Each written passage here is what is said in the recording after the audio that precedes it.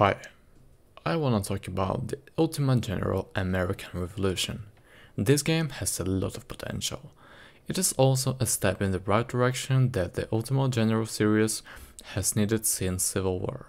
Ultimate Admiral Age of Sail was a good glimpse at what the future might hold for the series.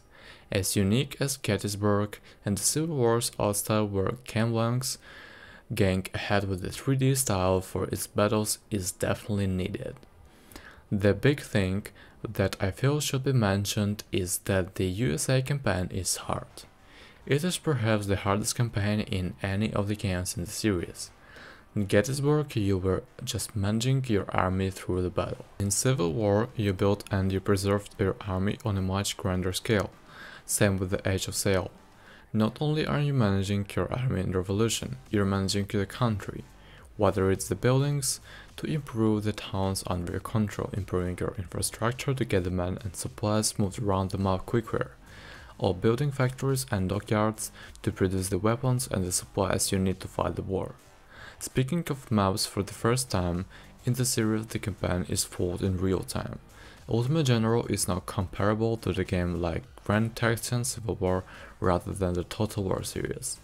No longer is the war predetermined, where even though you can CSA might have won every single major battle including Gettysburg, you still have to fight battles that the CSA were fighting when the war was going south, no pun intended. Nor is the campaign mode turn-based, where you define each battle for that particular campaign and that move on to the next. No, the war is dynamic, as it should be. One moment you're leading your troops to grand victory in Montreal, sending 4,000 redcoats retreating to Quebec. The next moment the British are landing troops near Boston and you have to get your general down there so you can prevent them from taking the city. On you can lose a town, which allowed the British to take a round from the but they spread their focuses so thin as to capture as much land as possible that you and your army of hillbilly soldiers can divide and conquer. Another great feature is the fog of war. While yes, does get annoying at times, as armies that do not have a general present nearby will be fight battles that you can lead them in. There have been plenty of times where the army of Men of Paper should have won had I been leading that simply don't. However, the fog of war makes you guess what you're facing.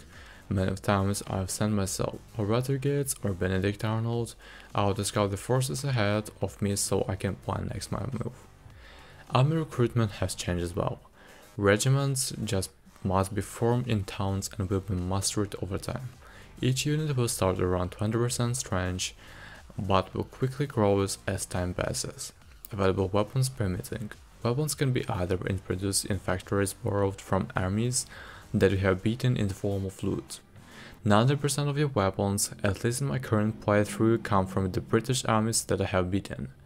This makes the sense of the Continental Army struggle with the weaponry until late in the war, so stealing weapons and using them is perfect. There's an economy, so you will struggle at times to keep your country afloat. If you run out of money, troops will desert. You get money from the rent of events, the excess if you are able to form the US, or selling the weapons and supplies. The market will be your best friend. Manufacturing endless civilian muskets and selling them is a good way to make money. You can create the value of goods as the supermarket can attest to, but as long as you're able to keep at least 1,000 colonies in the treasury, you should be fine. The general staff is basically your researchers. Each member of staff is assigned to a branch of the military. There is yourself, who will research things to help the campaign as well, raise funds, or hire officers. Chief Intelligence, Navy, Artillery, or Quartermaster all can research things to improve that particular branch.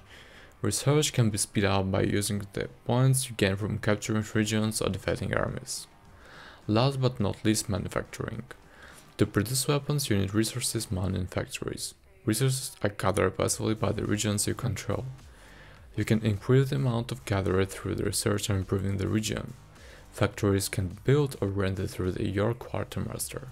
You can assign factories to an item and they will produce that item endlessly or until you hit a limit that you set. Overall, the game is good. Other flaws? Absolutely.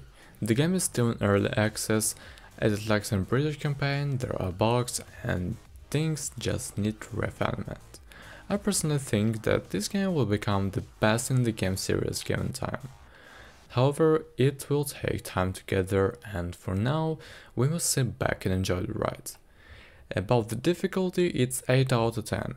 A basic understanding of strategy and comics is required if you even have a silver of no chance